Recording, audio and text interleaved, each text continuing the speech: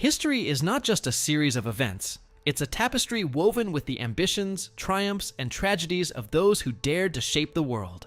Today, we journey back to a pivotal moment that forever altered the course of a nation. The epic saga of William the Conqueror. This is the story of how one man's relentless ambition forged a new destiny for England. Our story begins in the year 1066, a year etched into the very soul of England. On his deathbed, the childless King Edward the Confessor, ruler of the Anglo-Saxon kingdom, breathed his last. His death created a power vacuum, a dangerous void that three powerful men were eager to fill. Among them was William, the formidable Duke of Normandy across the English Channel. William asserted that Edward, his distant cousin, had once promised him the throne. He also claimed that Harold Godwinson, the most powerful earl in England, had sworn a sacred oath to support his claim. When news arrived that Harold had been crowned King of England just days after Edward's death, William saw it as the ultimate betrayal. He declared Harold a perjurer, a usurper, and began preparing for an invasion that would be spoken of for 1,000 years. The scale of William's undertaking was staggering, a logistical masterpiece of medieval warfare. Throughout the spring and summer of 1066, the coast of Normandy buzzed with activity. An immense flotilla of nearly 700 ships was constructed from scratch, a fleet of longships and transports designed to carry an army across the treacherous waters of the English Channel. Thousands of men, knights, archers, and foot soldiers from Normandy, Brittany, and Flanders were gathered, all lured by promises of land and fortune in a new, conquered kingdom.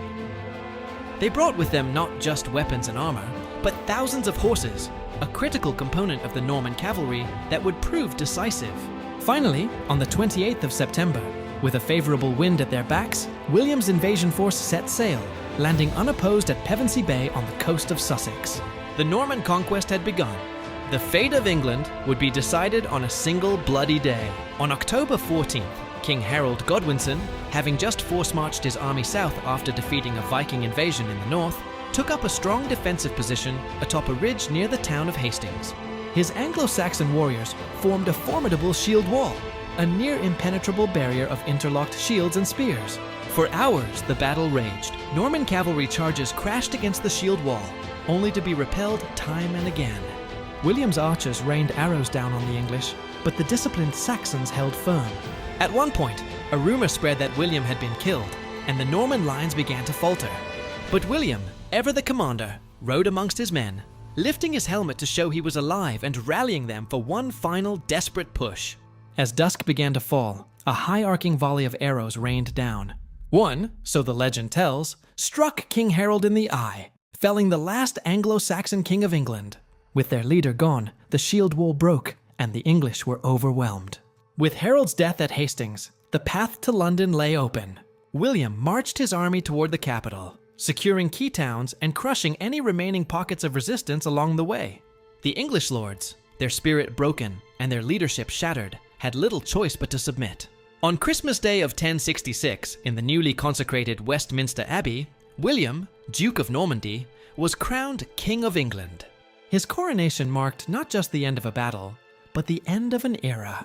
The Anglo-Saxon age was over, and the Norman dynasty had begun, ushering in centuries of change that would fundamentally reshape England's language, culture, government, and its very identity. From the halls of Westminster to the battlefields of Hastings, the story of William the Conqueror is a testament to the power of unyielding will and strategic genius.